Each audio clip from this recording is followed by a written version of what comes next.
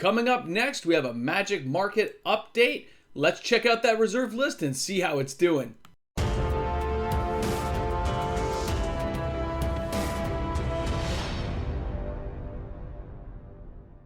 Hey guys, welcome back. MTG Moxman here. If you're new to my channel, you've somehow found me out there in the cyber universe that's YouTube, thanks a lot for checking out my content today. And remember, the best thing you can do for a channel like mine is smash that subscribe button and watch every day. Thank you so much if you do so. It really helps out the channel because we're going to 5,000 and we're going to have cake before we know it. Looking forward to it. So we're going to have a look at the reserve list today. There's a few cards I want to talk about and let you guys know how they're doing, just so you can make your purchases with a little bit of peace of mind. But remember, I did not graduate Magic University. This is an entertainment channel, and all information I've gathered for you is strictly an opinion piece and has no bearing on the actual market because I didn't graduate. I'm not from Magic University, I'm telling you. So the first card we're going to take a look today is going to be Tolarian Academy. Talk about a big bad card from back in the day, right? I still use this card in my good deck right now, which is like a kitchen table Magic me and my friends play. Of course, it's restricted, I get that. And it's banned in a lot of formats. If it wasn't banned, this card would be everywhere. But you got to see, the price has been drifting down a little bit. You're seeing it $215 in Canada, $130 in the EU, and of course $170 in the US of A. Now, it does have strong sales though, which is funny. Although the price is slowly drifting down a few percentage points in the last couple of weeks, we're going down 1%, 3%, 5%, 10%, depending on the sale. And of course, condition of card is everything. These are averages of the prices, okay, guys? Because a near mint copy will go for a little bit more, where a really beat up, heavily played copy will go for a little bit less. But when you see this particular card, you can see with the sales being as strong as they are, it's still drifting down a bit. So people are suffering from a little bit of wallet fatigue. Money is moved over to Modern Horizons 2 because people are getting really vamped up for that. But remember, reserve list cards, you hold the line, you don't sell because they're not coming back. And you don't want to regret having to get that card later on. Such a good time. Now, the next card we're going to talk about today is, of course, going to be Serra Sanctum. Again, one of my all-time favorites. It's in my Commander deck. I love this card. And you're going to see, with the artwork, with the stuff coming up Modern Horizons 2, people are maybe hoping for another Serra type card coming up, which kind of keeps this card kind of in the image. Although it's not as desirable as, say, Gaea's Cradle or the Tolarian, it's still up there because it can still tap for mana based on the enchantments in play, which makes it desirable. But at $350 Canadian, $185 in the EU, and of course $207 in the US, it does have strong sales. It's selling multiple copies a week. But again, just like Tolarian, prices are drifting down.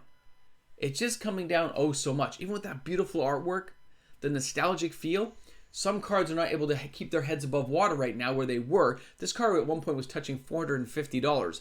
I knew it wouldn't stay there just because it's not as good as Gaea's Cradle and stuff, but it's been drifting down just little bits, $5, $10 every few days, and it's really settled in around the $350 mark, which is still way up from the $125 a year ago. So it's basically more than doubled in price. Hopefully it's going to stay here. I'm betting it's going down to 300, but that's just me. We'll see how it goes, and I'll keep a track on it for you guys, keep you up to date. Because if you're trying to get that card, it might drift lower, making it more affordable for you. Now, Autumn Willow. This isn't a card anybody asked me to check in on. I checked on it thinking this is one of the key cards I remember from Homelands. When I was a kid playing with this card was like unstoppable. You couldn't target it unless the opponent paid a green so he could target it. As a 4/4 for 6, that seems kind of very weak nowadays. But the untargeting factor, making it not touchable. And there was no cards to really deal with that back in the day other than like Wrath of Gods and big, huge, booming spells that took out the whole map. It was an amazing card. It's kind of like the face of Homelands, right? Now, at $5 Canadian for a near mint copy, $130 in the EU, and of course $329 in the US, this is a very affordable card. Very cheap. If you're going for a collection from Homelands, it's definitely something you can afford to get. But the sales are super slow, like one sale every few weeks. This is not a card that was on anybody's hit list, nor do I expect it to be in the near future, but I'm not really seeing the prices drift down anytime soon. So if you need a copy for a collection, it's the time to get it. Get a near mint copy. See if it drifts maybe an extra 30, 40 cents, but what's the point at that point? Now, the next card, Baron. This is interesting. Okay, Baron, our awesome master wizard here. Leader of the Tolarian Academy, you know, when Urza's not around, man. All right, it has an average price of $55 in Canada, $20 in the EU, $42 in the US. It has slow sales, But unlike the other two lands that are drifting down in price, Baron is holding his own with strong price-wise. He's not drifting anywhere. He is maintaining his price where it is, which is kind of crazy to think about. He's not the most desired card. Yeah, you can unsummon permanents to tap permanents and stuff, but he's not drifting. He's staying right where he is around this price range. And although the sales are slow, it's okay. Like, he's doing very well, which is awesome to hear. Way to go, Baron. You're hanging in there, man. All right, next one up is Mist Dragon. Now, Mist Dragon, we're talking an older set. It can phase, so if you want to keep your creature alive, you got the mana, you can blink that sucker out. Average prices of $7 in Canada, $2.33 in the EU. And of course, you got $5 again. I put in Canada, but it's actually the USA. I just wasn't going back to correct it right now. It's the US. The bottom one is the US. Now, the sales are slow but stable. And of course, it has great flavor text in the card and really beautiful artwork. When you look at that card, slow but stable, it means there's only 1 or 2 sales in a week. Pretty slow, not moving much. Not drifting though either. I wasn't saying drifting down. So the price is holding where it is. It's just not being used a lot in any particular deck because you'd have to build a deck around cards that phase, right? And that's just not a big thing. Now our next card we're going to talk about, pretty awesome. A little bit of a story for this one. Unfulfilled Desire. Now you see at the bottom there I put sales very slow. But I want to go into that. One of the members of the channel told me about this card and said, you should pick this up. It's really undervalued. So I got like 8 copies for $8. $1 a copy near mint. But here's what's happened. This card did shoot up. Okay, it shot up like Soldevi Excavations. At $15 Canadian, $7.80 in the EU, and $11 in the US. When I put down the sales are very slow, there was no sales in the last 25 days that I could find. So unless it's coming from local LGS or something, there's no sales. But the price did not drift down. So whoever owns this card, people are holding it, and you cannot like find it cheaper. You can't find it for $1, $2, even $4 anymore because nobody's selling it, but it's not having any sales. So nobody's willing to pay this price right now. So until the sellers and the buyers meet again, this card's going nowhere. So I'm really fascinated the fact that there's no sales, but nobody's lowering their price. They are holding the line on this card, whoever owns it. Very, very, very interesting to see. Very cool. Okay? Now, let's get to a big boy. Let's talk Library of Alexandria.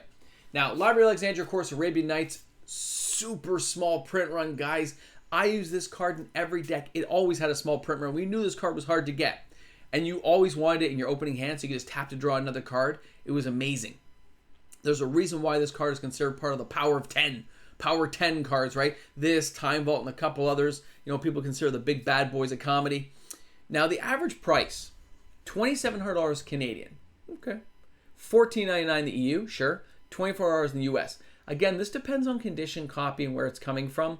I didn't include any shipping fees, but this card, I'm telling you now, it has steady sales. People are still buying it every week. And you're going to see eventually those markets will diverge again where the price is going to drift up. If you're looking at buying this card, it's not a bad time to buy because the price is not horrible compared to where it was, but this card's only going up. In the long term, you're only going to see this card rise. So if you want to get a copy, it's not a bad time to pick one up and just hold on to it, okay? Never give it up because you probably won't get it back. That's what hold the line means. Now, dual land. We're talking Savannah. This is a beta copy I'm showing, but I'm talking about the revised copy, just so you guys know. Average price in Canada is $270. That's down from the $350. $255 in US, down from $285. And of course, $185 in the EU. And I didn't track it before I did this video. So very strong sales, but it has a slight decline in price. And when I checked a few other dual lands, it seems to be Taiga, Scrubland. Those are all drifting down just ever so slightly.